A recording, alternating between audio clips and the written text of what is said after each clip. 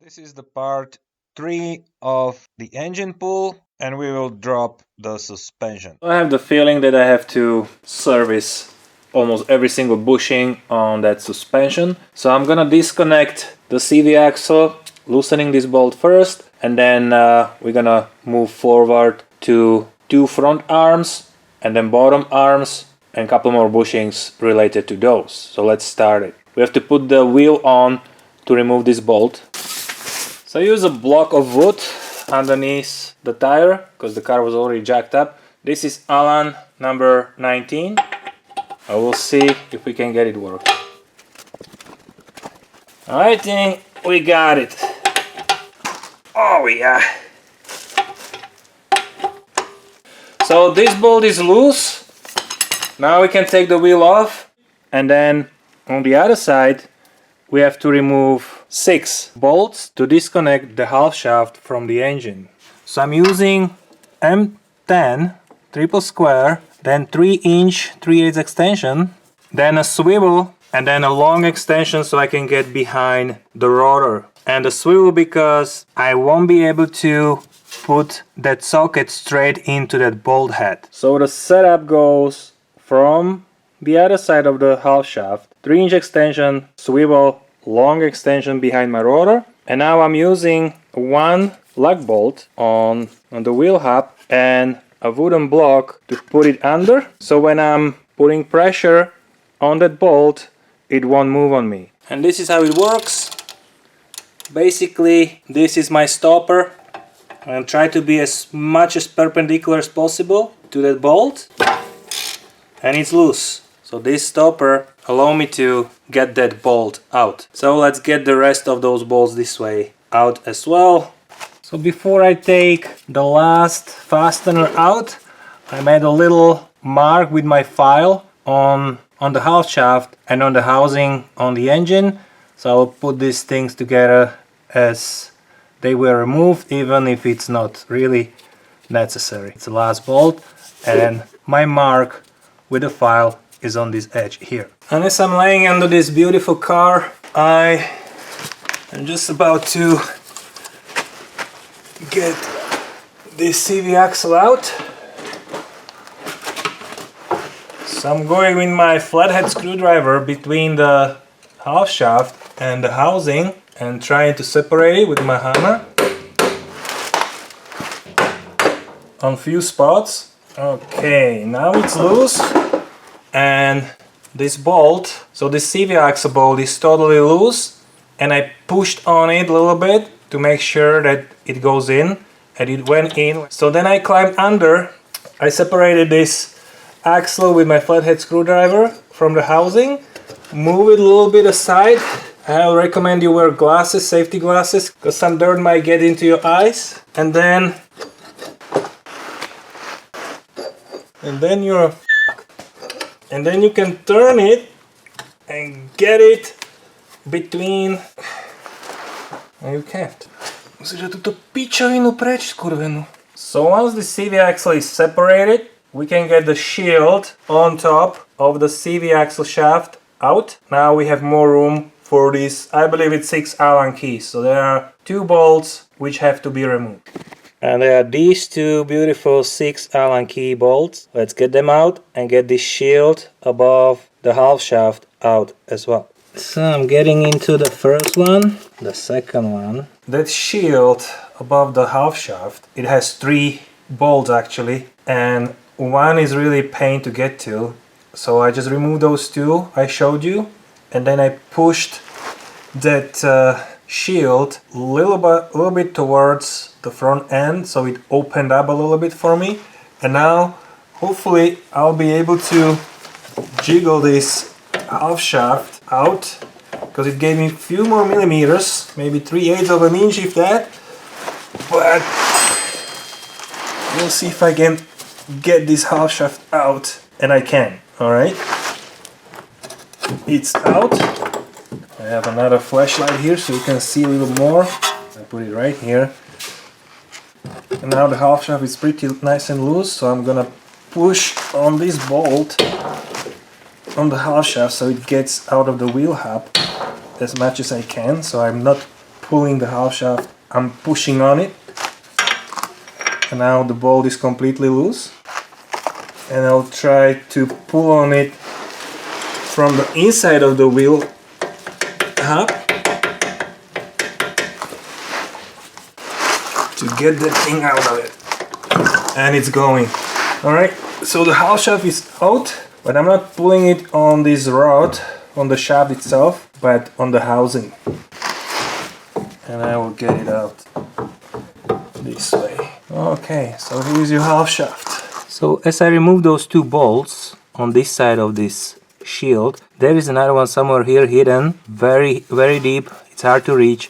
So I push this shield here on the back side of it up, and it opened up a little bit for me, and I was able to squeeze the CV axle shaft between the shield and the subframe. And here is this mark I made with my file, and there is also a mark on the housing on the engine side. Now we can remove 16mm fastener on the sway bar link and 16mm nut on the other side.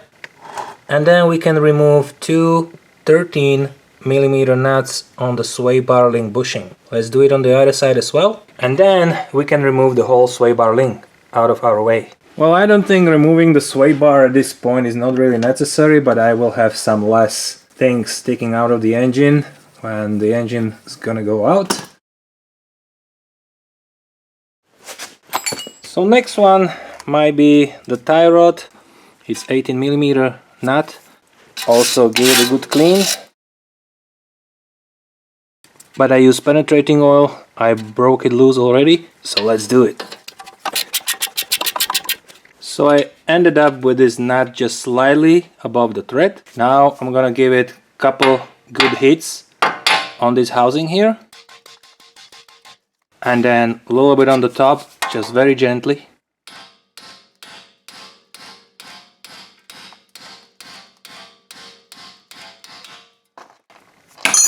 And I think we got them out. So let's remove this nut completely. And that's it on this side. So once this is disconnected, let's put a focus on this sensor here. First thing I'm gonna do, disconnect the electrical connector with my lovely pick. Again, same like other connectors, slide it in there, push it, and then push and pull, so the connector is free. And now we have one 10mm nut and one 10mm bolt.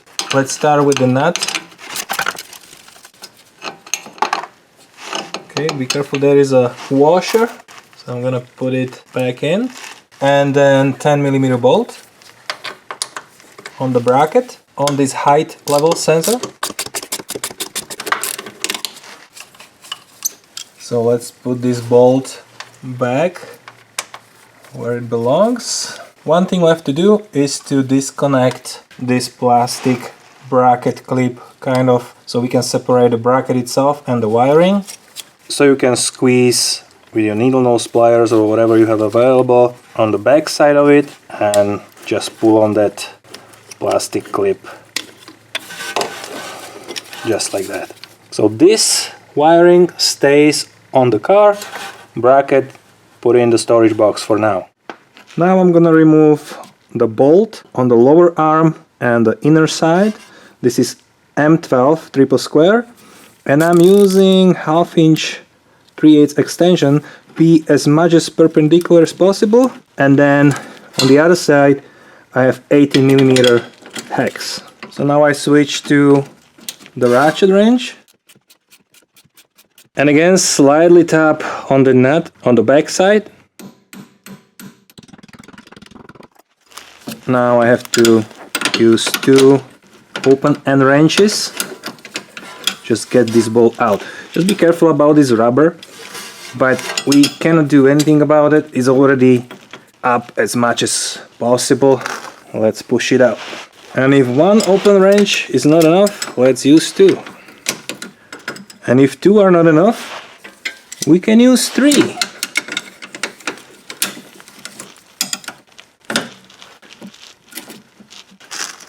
And now you can slightly tap it with the 1/4 inch extension from the back side of the bolt.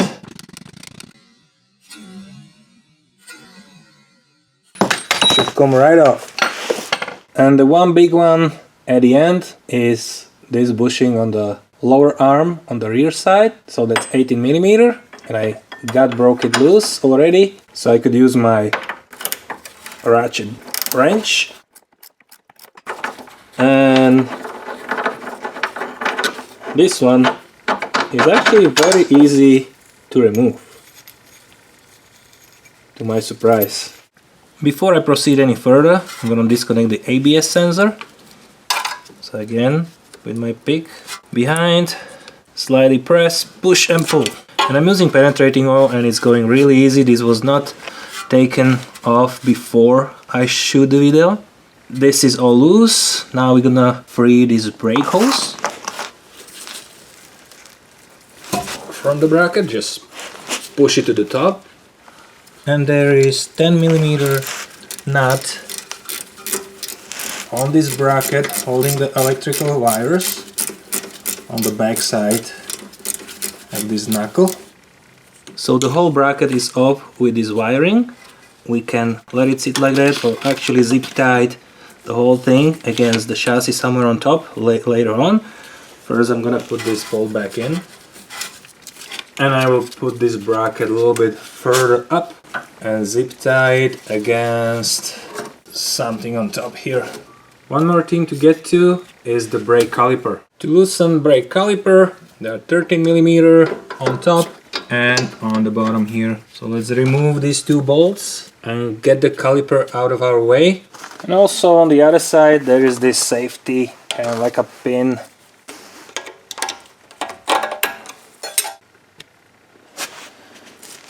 So now we can remove the caliper with brake pads. So when you remove the brake caliper, try to slide it through between the knuckle and the strut.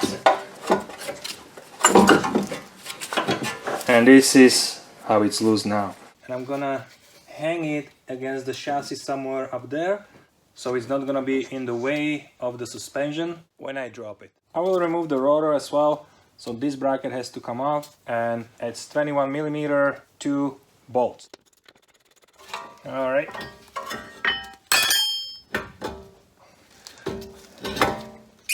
One more bolt to remove. Now it's completely stripped. In this stage, I'm gonna use a pry bar to get those two lower arms out of the subframe, and that's basically it. The next step would be to loosen 4 bolts which are holding the strut tower to the chassis, and then we can drop everything down. So I support it with a block of wood, and now these arms are off of the car. So let's drop this suspension off the car by removing 4 bolts from the top. This is 1, second, and inside here 3rd, right next to him 4th. And these guys are 16 millimeter hex, or even if you don't have a 16 mil socket, 5/8. I have support on the bottom. I removed 1 fastener, 2nd, 3rd. I'm gonna hold it here, 4th, and this should be all nice and loose, so it should come out no problem. Just like this. A lot of dust.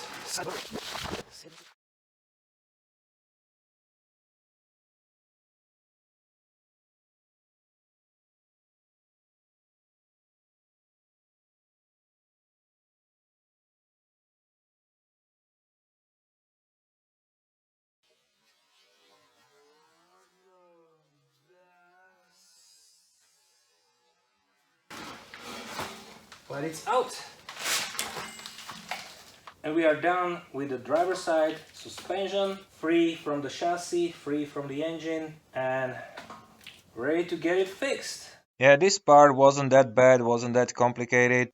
In next episode, we're gonna focus on the bottom part, of the car by disconnecting everything from the transmission, shifter knob, shifter, clutch, drive shafts, the X-brace, subframe. So it's gonna be a lot of fun. Stay tuned. Thank you for watching and see you again.